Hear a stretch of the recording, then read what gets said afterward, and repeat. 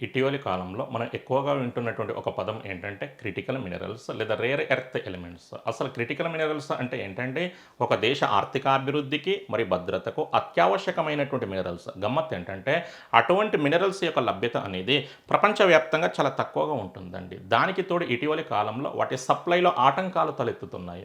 తద్వారా ప్రపంచవ్యాప్తంగా అనేక దేశాల ఆర్థికాభివృద్ధి అనేది కుంటుపడుతుంది. ఎందుకోసం అంటే క్రిటికల్ మినరల్స్ యొక్క ఉపయోగం ప్రధానంగా ఎనర్జీ టెక్నాలజీస్‌లో ఉంటుందండి.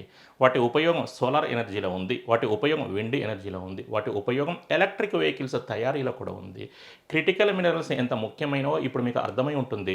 సోలార్ ఎనర్జీకి అవి కావాలి. విండ్ ఎనర్జీకి అవి కావాలి. ఎలక్ట్రిక్ వెహికల్స్ కూడా అవి కావాలి.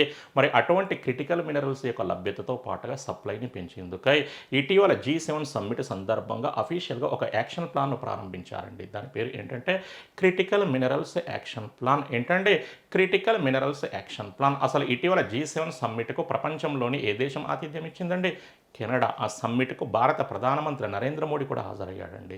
విచిత్రం ఏంటంటే మన దేశంలో క్రిటికల్ మినరల్స్ ఉత్పత్తిని పెంచేందుకు ఇప్పటికే భారత ప్రభుత్వం అఫీషియల్‌గా ఒక నేషనల్ మిషన్‌ను ప్రారంభించింది. దాని పేరు ఏంటంటే నేషనల్ క్రిటికల్ మినరల్ మిషన్. ఏంటంటే నేషనల్ క్రిటికల్ మినరల్ మిషన్. దీనిని రాబోయేటువంటి 7 సంవత్సరాల పాటు అమలు చేయబోతున్నారు. ఇంకా ఎగ్జాక్ట్‌గా చెప్పాలి అంటే 2024, 25 ఆర్థిక సంవత్సరం నుండి 2030, 31 ఆర్థిక సంవత్సరం వరకు అమలు చేయబోతున్నారు. నెక్స్ట్ అంటే ప్రపంచంలోని ప్రధానమైన దేశాలు మొత్తం 69 మినరల్స్‌ను లేదా ఎలిమెంట్స్‌ను క్రిటికల్ మినరల్స్‌గా గుర్తించడం జరిగింది. అయితే భారత ప్రభుత్వం మాత్రం 30 మినరల్స్ లేదా ఎలిమెంట్స్‌ను క్రిటికల్ మినరల్స్‌గా గుర్తించడం జరిగింది. కొన్నింటిని ఎగ్జాంపుల్‌గా చెప్పే ప్రయత్నం చేస్తానండి. Lithium, beryllium, graphite, cobalt, silicon, nickel, copper, titanium, zirconium. ఇప్పుడు అర్థమై ఉంటుంది క్రిటికల్ మినరల్స్ అనేవి ఒక దేశ ఆర్థిక అభివృద్ధికి ఎంత ముఖ్యమైనవని. ఇంట్రెస్టింగ్ ఇన్ఫర్మేషన్ ఏంటంటే క్రిటికల్ మినరల్స్‌లో ఆటోమేటిక్‌గా రేర్ ఎర్త్ ఎలిమెంట్స్ కూడా ఉంటాయండి.